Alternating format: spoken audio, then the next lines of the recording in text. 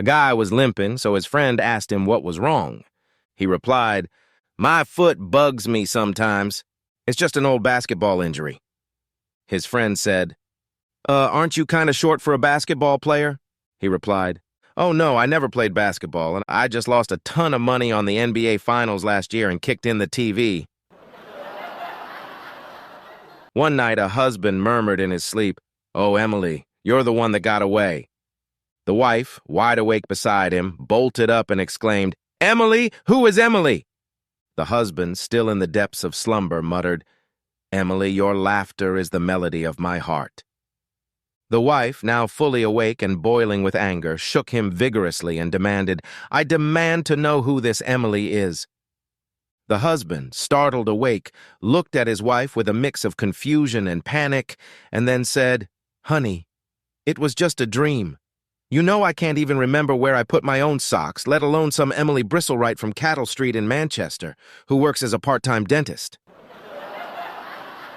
A blind man walks into a restaurant and sits down. The waiter, who is also the owner, walks up to the blind man and hands him a menu. "I'm sorry, sir, but I am blind and can't read the menu. Just bring me a dirty fork from a previous customer. I'll smell it and order from there." A little confused, the owner walks over to the dirty dish pile and picks up a greasy fork. He returns to the blind man's table and hands it to him. The blind man puts the fork to his nose and takes in a deep breath. "Ah, yes, that's what I'll have. Meatloaf and mashed potatoes." Unbelievable, the owner thinks as he walks towards the kitchen. The cook happens to be the owner's wife. He tells her what had just happened. The blind man eats his meal and leaves. Several days later, the blind man returns and the owner mistakenly brings him a menu again. "Sir, remember me? I'm the blind man." "I'm sorry, I didn't recognize you. I'll go get you a dirty fork." The owner retrieves a dirty fork and brings it to the blind man. After another deep breath, the blind man says, "That smells great. I'll take the macaroni and cheese with broccoli." Walking away in disbelief, the owner thinks the blind man is screwing around with him and tells his wife that the next time the blind man comes in, he's going to test him. The blind man eats and leaves. He returns the following week, but this time the owner sees him coming and runs to the kitchen. He tells his wife, "Mary, rub this fork on your before I take it to the blind man." Mary complies and hands her husband the fork. As the blind man walks in and sits down, the owner is ready and waiting. "Good afternoon, sir. This time I remembered you, and I already have the fork ready for you." The blind man puts the fork to his nose, takes a deep whiff, and says, "Hey, I didn't know that Mary worked here." While teaching a class, a teacher trying to teach good manners asked her students the following question. "Michael, if you were on a date having dinner with a nice young lady, how would you tell her that you have to go to the bathroom?" Michael said, "Just a minute, I have to go pee." The teacher responded by saying, "That would be rude and impolite. What about you, Sherman? How would you say it?" Sherman said, "I am sorry, but I really need to go to the bathroom. I'll be right back." That's better, but it's still not very nice to say the word bathroom at the dinner table. And you, little Johnny, can you use your brain for once and show us your good manners? Johnny said, "I would say, darling, may I please be excused for a moment? I have to shake hands with a very dear friend of mine, who I hope to introduce you to after dinner." A lady dwarf goes to her gynecologist for her annual checkup. "Any issues or concerns?" asks the doctor. "Well, now that you mention it, I have noticed that when it rains, my labia gets a bit red and sore." "That's very unusual," says the doc. "Hop up on table and let me take a look." She does, and after a few minutes of checking, he says she can get dressed again. "There doesn't appear to be anything wrong at the moment, but next time it rains and you get the same reaction, I want you to come straight in, okay?" About 2 weeks later, after 2 days of steady rain, she's in a fair amount of discomfort and heads to the doctor's office. The doctor has her stand in front of him and gets her to lift up her skirt. Examining her for a few moments, he says, "You're right. It's very inflamed, but I think I see the problem." He goes to his desk and grabs a pair of surgical scissors and sits back down in front of her. "This won't hurt a bit," he says as the scissors near her crotch. She's so afraid that she has to look away.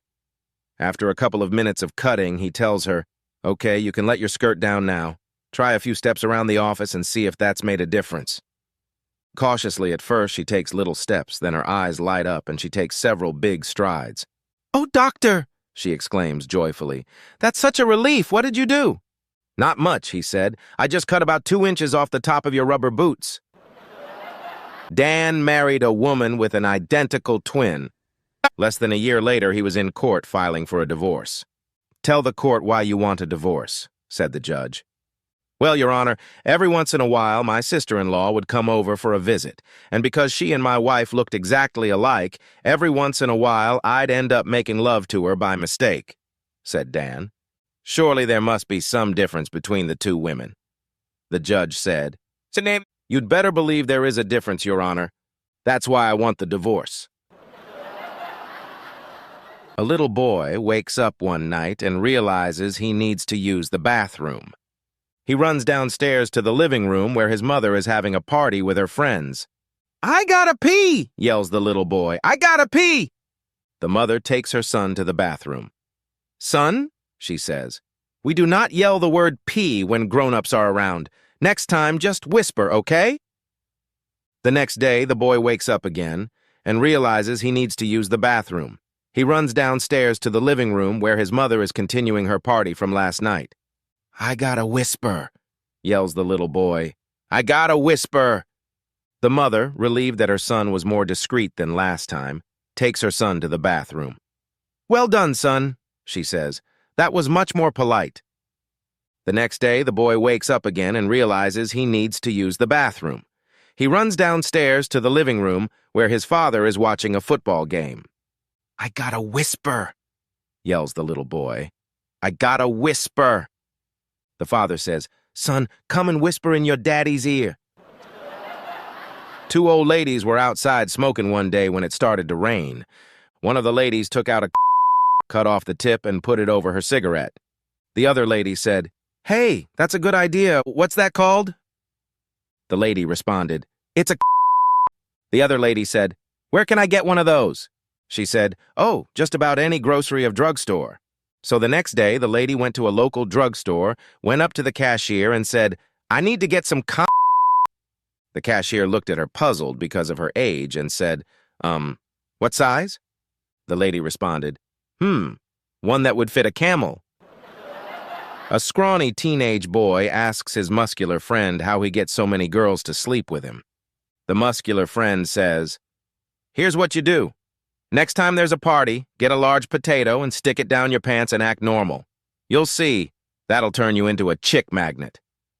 A minute later, all the girls at the party run away from the scrawny kid, screaming and laughing and pointing.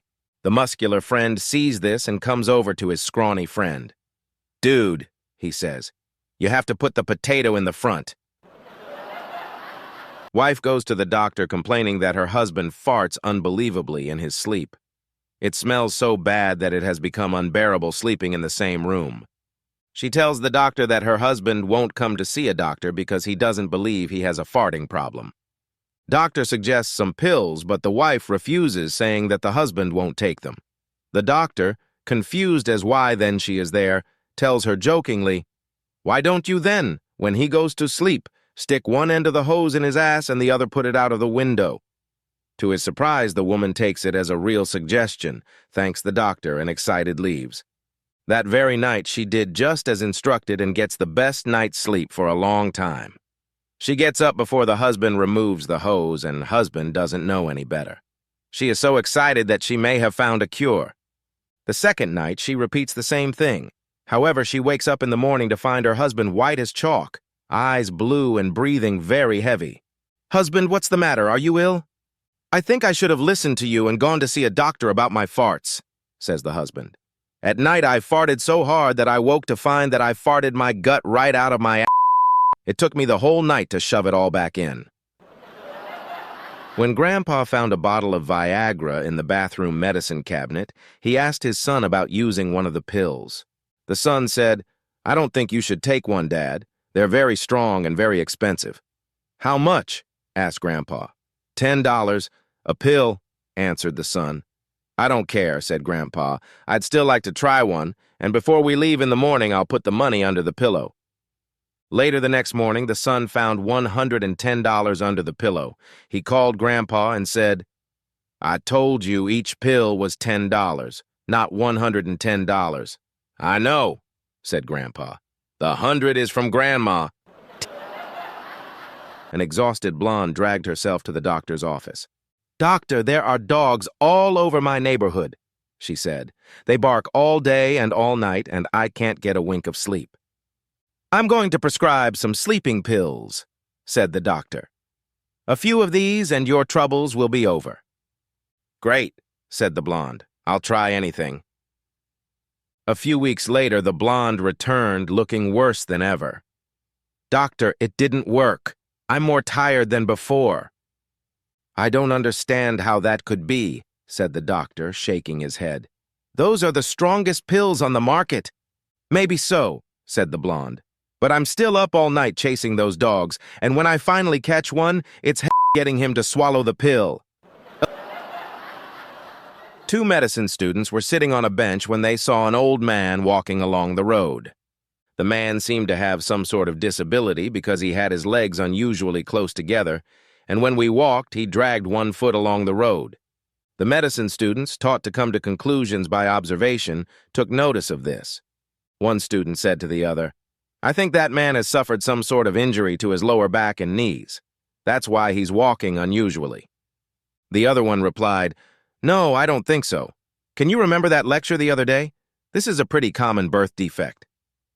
But can you see the way he's dragging one foot along the—" "There's no point of us arguing. Let's go and ask the man." The students managed to get to the old man, and because he was moving very slowly, it wasn't hard. One of the students said to the man, "Excuse us, sir. We're so sorry if we disturbed you. We're medicine students, so couldn't help but notice the difficulty you have with walking. I analyzed the way you walk and concluded that this is a birth defect." The other student said, "And I think you have suffered some sort of injury much later in life.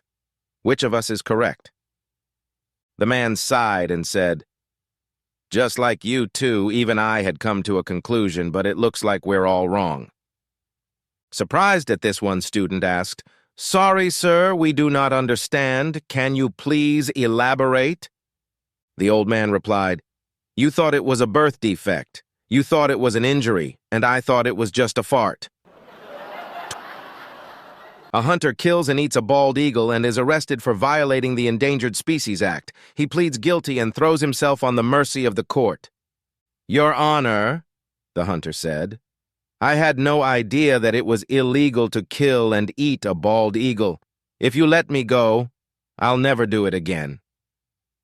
"You've committed a very serious crime," the judge replies. "But you clearly weren't aware of the law, so I'm willing to overlook it this one time. However, before I let you go, I'm going to ask you to do one thing." "Anything, Your Honor," the hunter replies. "What is it?" The judge says, "It's been illegal to kill a protected species for many years, so very few people have ever eaten a bald eagle. For the record, can you please tell everyone what a bald eagle tastes like?" The hunter thinks for a moment, and then replies, "It tastes pretty good. Kind of like a cross between a spotted owl and a condor." A man went to his doctor and said, "You've got to check my leg. Something's wrong. Just put your ear up to my thigh and you'll hear it."